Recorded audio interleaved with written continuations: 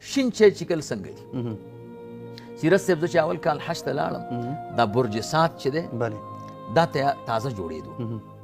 او د دې لاندې یو مکتبه وه نو دا په 2008 کې د دې لاندې مکتبه وه دې مکتبې ته ورغلم زموږ خو کار مکتبې سره نو ګرځېدم یو کتاب پکې پروت د کتاب نوم فوائد الشیء الاخضر وغیره د شین چې فایدې او د نورو شیانو نو په 30 ریال یې راته وویل ما سره هغه وخت کې روپۍ کمې وې مې دا خو حج را روان دی او په دې حج کې سیرت صاحب چې سړی سوالګری شي بیا ټول عمر به سوال کوي دې وجه نه زه دې ملګرو ته وایم چې حج ته ځئ نو 4 شیان ځان سره وړئ دا هغه شیان دي چې دوی ځان سره نه وړي یو چې دی علم داسې مه وایه چې هلته څوک حج کوي نو هغه پسې به ځمه دلته به ځان پوهیږي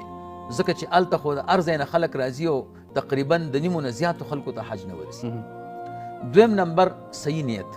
داسې به نه وي چې خلک راته عجیب وایي یو ملګري راته وایي چې یو سړی حج ته تللی چې بیا راغی دوکاندار ته ورغی چې هغه زما نوم چې په کوم کتابچه کې دی او کاته دې راپسې لیکلې ده نو هغه راواله هغه وایي که دا روپۍ راکوي سړی حج ته تللی دی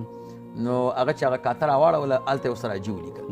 چې دا حاجي راسره ولیکه ځکه چې ډېر روپۍ مې لګولي فیسبوک کې هم ډېر زر په دې خپل آی ډي کې نوم سره بعضې حاجیان لیکي مخ سره حاجي ولیکي نو دویمه دا ده چې صحیح نیت به دي درېیمه دا ده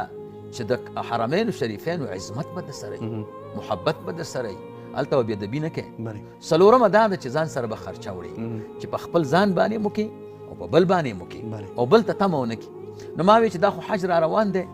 او دا 30 ریاله چې په دې کتاب ورکوم هسې نه کمې نه شي نو راشه دا کتاب هم دلته وګوره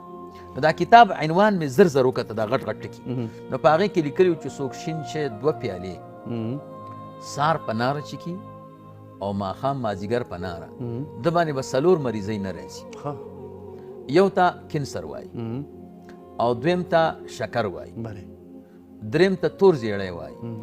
او 4م ته د زړه د والونو بندش وایي دا خطرناک امراض دي دا 4 مهم ترین مرضونه دي ویلې دا به ورباندې نه راځي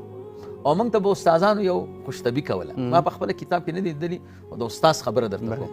وی قرآن کریم کې چې راځي کلو وشربو ولا تسرفو کلو خوراک کوئ وشربو چیکاک کوئ نو د چیکاک نه د خوراک نه پس چیکاک څه یادوي